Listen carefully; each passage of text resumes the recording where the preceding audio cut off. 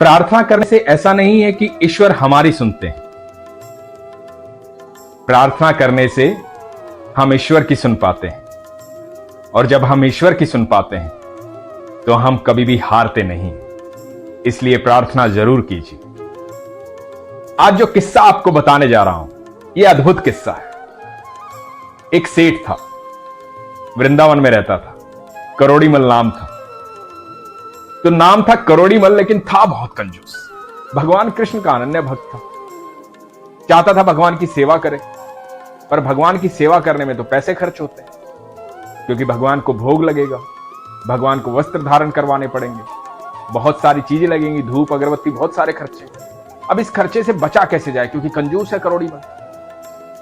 तो एक संत के पास गए। तो संत महात्मा से जाके बोला, महाराज, भगवान श्री कृष्ण की सेवा करना चाहता हूं, लेकिन चाहता हूं एक भी पैसा खर्च ना हो, बिना खर्च किए भगवान की सेवा कर पाऊं, कोई उपाय बताइए। अब महाराज समझ गए सेठ बहुत कंजूस है, उपाय बताना पड़ेगा। तो महाराज ने कहा कि एक काम करो, भगवान की मानसिक सेवा करो। रोज ये सोचो कि आपके पास लड्डू गोपाल है, आप उनको स्नान करवाओ, वस्त्र धारण करवाओ, भोग लगाओ, पूजा पाठ करो, उनकी आराधना करो, उन्हें प्रेम करो। और ये सब मानसिक करना है, लेकिन नियम से करना है। तो जब मानसिक करोगे तो तुम्हारा एक भी पैसा खर्च नहीं होगा, ना तुम्हें वस्त्र लाने, ना तुम्हें भोग लगाना। बस मन में सोचना है कि भगवान की सेवा कर रहा हूं, मेरे पास लड्डू गोपाल है, मेरे माधव मेरे पास। सेठ इस उपाय से बड़ा प्रसन्न हो। सेठ ने अगले दिन सुबह से सोचा कि मेरे पास एक लड्डू गोपाल है, माधव है, उनको स्नान करवाना, उनको वस्त्र धारण करवाना, उनका श्रृंगार करना, पूजा पाठ करना, उनको भोग लगाना। ये सब मानसिक हो रहा था, और सेठ आंखें बंद करके भगवान की सेवा करता, मानसिक से। ये करते करते कई साल बीते। रोज भगवान का ध्यान करता, लड्डू गोपाल को देखता। मानसिक सेवा में ही उसे लगता कि आज भगवान ये भोग चाहते हैं, आज ऐसे वस्त्र पहनना चाहते हैं, आज ऐसा श्रृंगार चाहते हैं, आज ईश्वर ये चाहते हैं, आज मेरे लड्डू गोपाल ये चाहते हैं। ये सब मानसिक चल रहा था।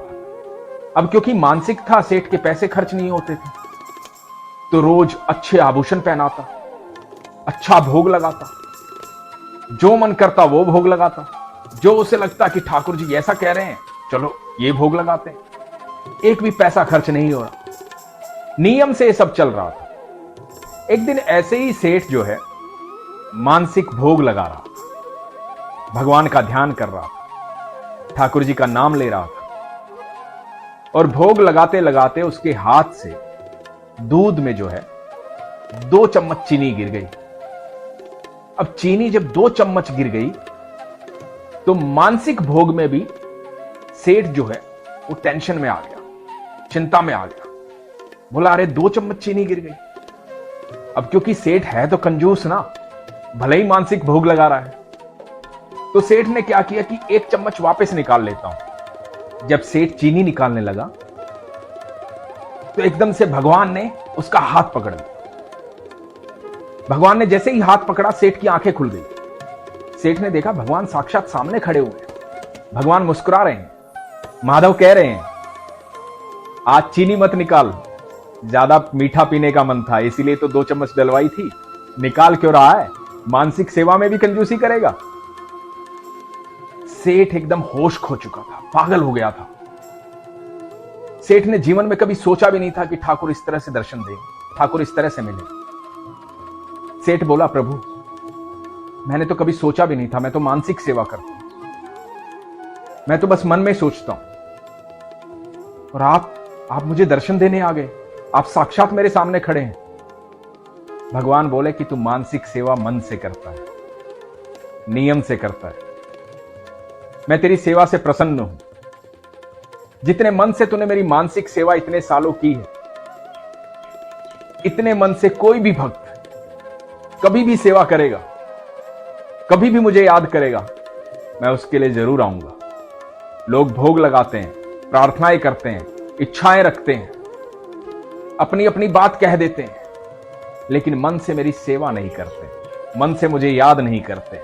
इसलिए सालों लग जाते हैं, जन जन चले जाते हैं, मैं हर एक को दर्शन नहीं देता।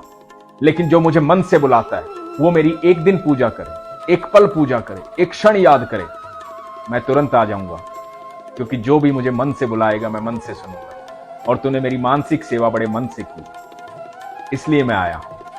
मैं प्रसन्न हूं तुझसे। सेठ की आंखों में आंसू आ गए।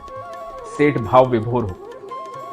सेठ बोला, प्रभु आज मुझे समझ में आया मैं किस चीज में कंजूसी कर रहा हूं। सब कुछ तो तेरा ही है, सब कुछ तूने ही दिया है। ये माध्यम भी तूने दिया कि मैं तेरी ऐसे पूजा करूं। ये सोच भी तूने दी कि मैं मन से पूजा करूं। प्रभु आप मेरी सेवा से प्रसन्न हुए। मेरा तो जीवन सफल हो गया कि मुझे आपके दर्शन हो गए, आपसे मुलाकात हो गई। साक्षात आप आ गए ठाकुर। मैं तो सोच भी नहीं सकता था, मैं पापी मनुष्य कैसे सोच सकता था कि मैं अपने भगवान की सेवा में कंजूसी कर रहा था। हे प्रभु, आप जैसा प्रेम करने वाला कोई और हो ही नहीं सकता। और मैं किस चीज में कंजूसी कर रहा था, मुझे क्षमा करें प्रभु, मुझे क्षमा करें। सेठ ने क्षमा मांगी। सेठ की आंखें गीली हो गई। प्रभु मुस्कुराते हुए आशीर्वाद देकर अंतर्ध्यान हो गए। उसके बाद करोड़ी मल ने अपना सारा धन दान कर दिया और ईश्वर की सेवा में लग गया। दोस्तों, ईश्वर कहते हैं कि आप एक दिन पूजा करो, एक पल पूजा करो, एक क्षण पूजा करो। पूजा का मतलब है जब तुम मेरे पास आते हो, मेरा ध्यान करते हो, मुझसे बातें करते हो, इस सारी दुनिया को छोड़कर जब तुम अपना समय मुझे देते हो, और जब तुम इतने प्यार से, इतने प्रेम से, इतने मन से अपना समय मुझे दोगे, तो मैं क्यों नहीं तुम्हें समय दूंगा, मैं क्यों नहीं आऊंगा। तो दोस्तों, जब भी प्रार्थना करो, चाहे थोड़ी देर करो, चाहे ज्यादा देर करो, पर जितनी भी देर करो, प्रभु के साथ वो समय बिताओ। क्योंकि उससे अमूल्य समय कोई नहीं है। उस समय आप साक्षात अपने पिता से बात कर रहे होते हैं। वो समय सिर्फ आपके और ईश्वर के बीच का है। इसलिए उस समय कुछ भी ना सोचें, सिर्फ अपने पिता से बात करें। और आप यकीन मानना, जिस दिन आप ऐसा करना शुरू कर देंगे, आप जीवन में कभी हारेंगे नहीं। अपने विश्वास को मजबूत करें, अपना ख्याल रखें। हरे कृष्ण।